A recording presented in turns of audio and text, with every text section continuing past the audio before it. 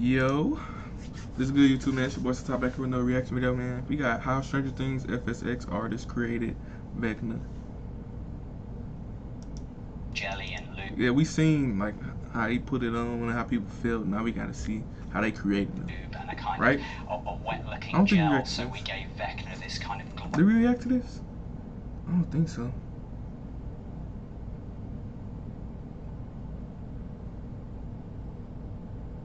I don't think we reacted to this, did we? We did, didn't we? I don't think so. No, we didn't. Okay, before we get this video started, make sure you hit that like and subscribe button. We did react to this. See some luck every day. That was our last part of the application process. Our last.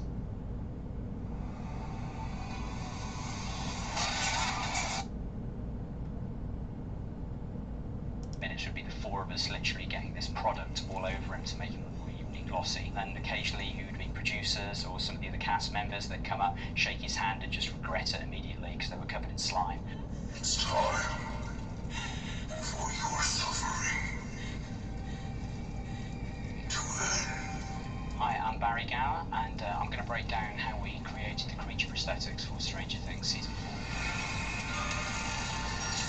We were approached by the Duffer Brothers. They were after their own iconic villain for this season. His last name Bauer too? too? To be very practical, and I think they'd seen our work with the Night King on Game of Thrones, and they'd seen our work with the radiation burns on HBO's Chernobyl. They said to us, we want our own iconic villain, we need our Stranger Things version of the Night King. Well, why don't we just approach the guys who did the Night Kings? We were given various concept art designs by concept artist Michael Mayer, who did beautiful, incredible designs for the Vecna character. We were sent those designs, and then we took a full body live cast of the actor Jamie Campbell-Bower. From that point, we had quite a large, extensive build to actually create the character, which we started with this full body live cast made out of plaster of Paris. When you do any prosthetic makeup, which involves appliances overlapping onto other appliances, there's a process called floating. The plaster cast of Jamie's body we painted completely all over with a soap product first and let that dry, and then we sculpted Vecna over the top in this wax modelling clay, and then we needed to separate the sculpture into many different parts like a jigsaw puzzle and mould them separately. But to separate them, you need to submerge the whole body under water, so the water sinks into the plaster of Paris and reactivates the soap, so the plasticine actually floats off the surface of the plaster of Paris. This is the biggest thing we've ever tried to float a sculpt off in our workshop. So we bought this huge paddling pool, put it in our workshop, and it took a day to fill with water. And we built this scaffold piped kind of frame that we could screw into the back of Jamie's body and submerge him overnight for the soap to reactivate. We just drilled all these holes into his back so all the water can basically trickle out the body. And we'll stand him back up, get some little tools, and start separating the sculpture down into many, many different pieces. Make moulds of those pieces and inject them with different materials such as silicone, foam latex. It was about 24 or 25 overlapping prosthetics which created the entire character of Vecna. We decided to go down the approach of doing a full body makeup as opposed to a pullover suit, because the character was going to be it's going to have a lot of very intense, strenuous kind of movements in the show. He was going to be interacting with a lot of the main cast, and we wanted to avoid any kind of buckling that you usually get with a rubber suit. We wanted to adhere and glue all the appliances to the actor's skin, which in the end ended up with a process which started off at about 8.5 hours for the whole application process. Vecna's prosthetics, they're made, it's a combination of two different materials. We use a silicone medical gel, which is encapsulated between a vinyl skin, and it's incredibly soft, and you can change the density of the prosthetic to make it firmer or softer. So we make the prosthetics very soft, so when everything's adhered to Jamie's skin, it moves very well, it doesn't buckle.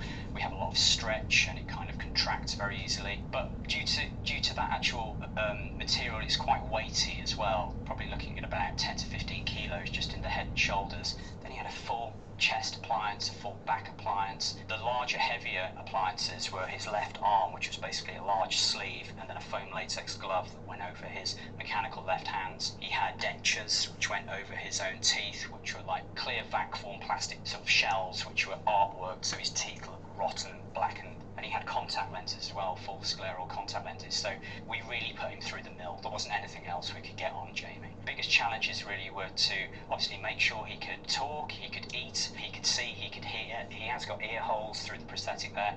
We had to make sure obviously that Vecna would be able to go to the bathroom during the day as well. So we devised a kind of a system which went under his nether regions that we could pop open, and he could go to the loo, and obviously we would go with him.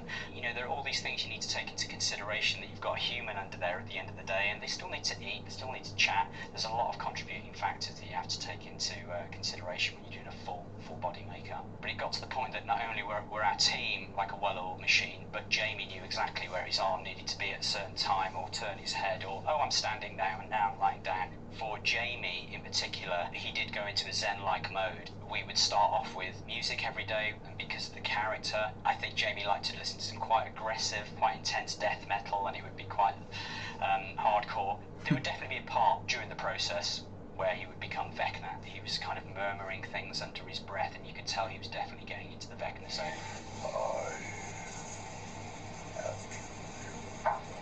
And it was just really interesting because he would be sitting there very still, moving his hand around, would be airbrushing, moving around him, not really making much conversation. He would be bassy sort of voice, and then an AD would step on the trailer, and Jamie, is there anything I get? Oh yeah, could I get a coffee with whatever? And he'd suddenly sort of shift back into Jamie again, and we'd realise that we've got Jamie in the makeup chair.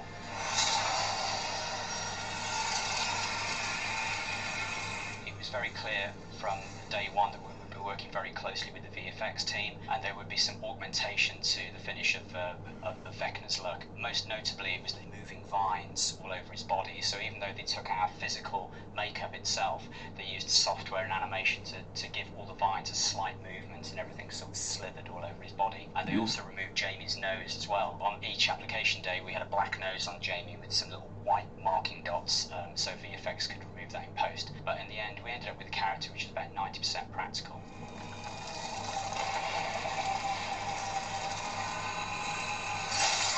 One of the most challenging things with the design was creating his large left hand with his extended fingers. So this was something that the production were quite keen to us to achieve practically for the shoot. So we created a mechanical left hand with finger extensions, which was covered in a foam latex prosthetic that our actor Jamie wore.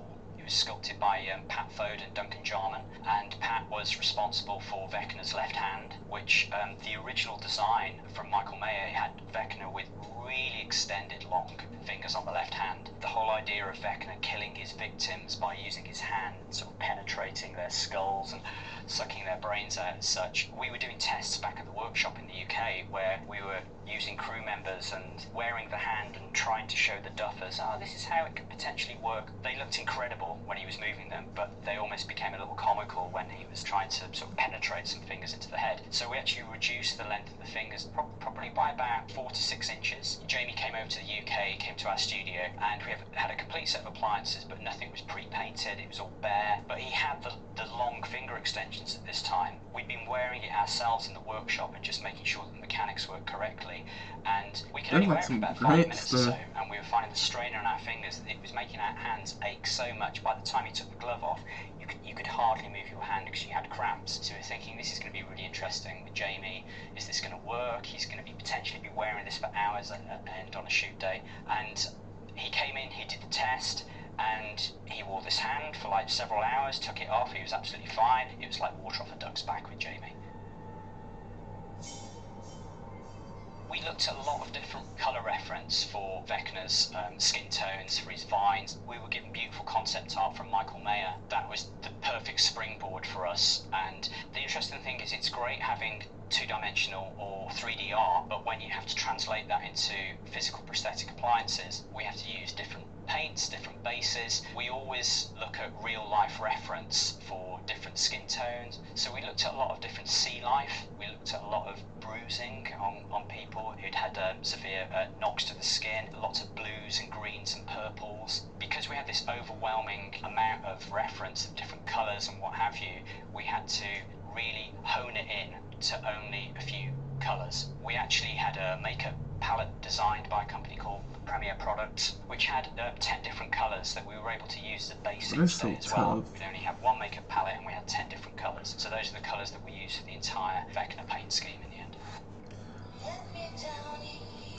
Well, there's an ad right now, but bro, this is so tough.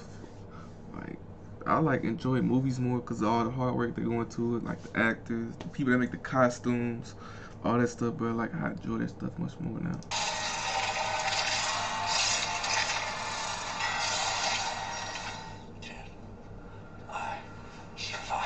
So for Victor Creel, his history was many years ago he had taken a razor blade and gouged through his eyes. The Duffers wanted quite extreme makeup. We had quite severe scarring going down the face, but they also wanted a remnants of maybe a burst but scarred eyeball as well on his right hand side. So the difficult thing with doing a makeup of this nature is obviously you're covering an actor's eyes, and the first thing we would normally do is once we have a cast of the actor is we would dome the eyes in front of the eyes. They'd almost look like half golf balls in front of the actor's eyes, and then we would make a former of the face with those on, sculpt the makeup over the top, so when you have an appliance in the day and you stick it to the actor's face, there's actually a cavity inside. So Robert was able to open his eyes and look around inside the makeup.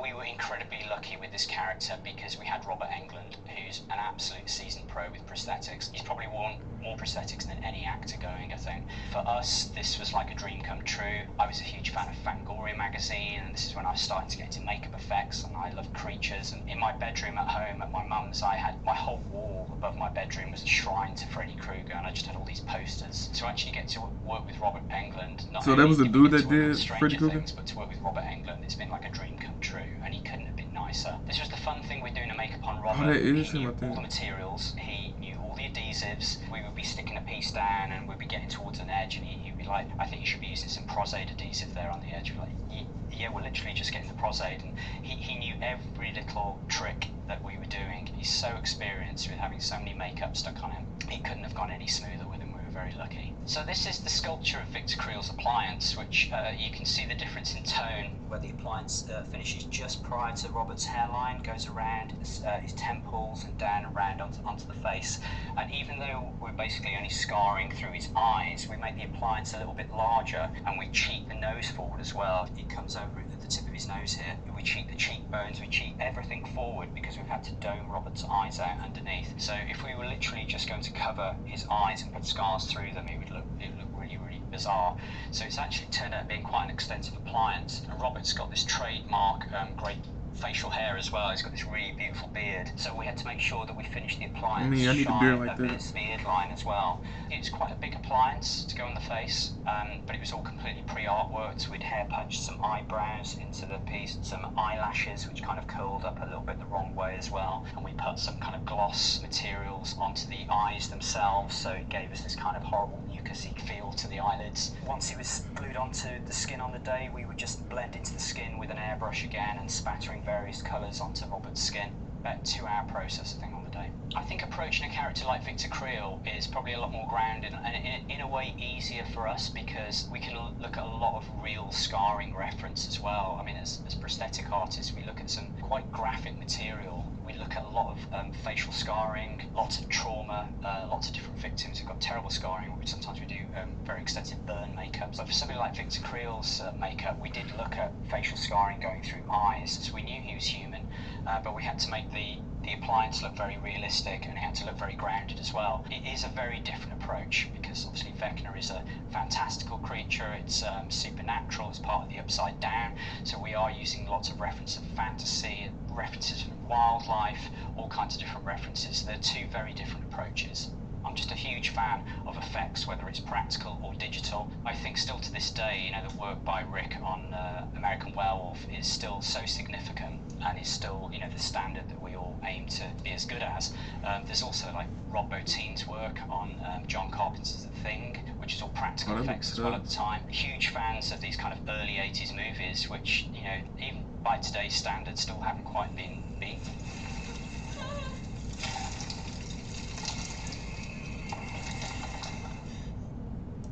There you have it, man. How Stranger Things SFX artist created Vecna and Victor Creel, man. If you watch this video all the way through, put a heart down in the comment section. And yeah, man, without further ado, that'll be it for that video, man.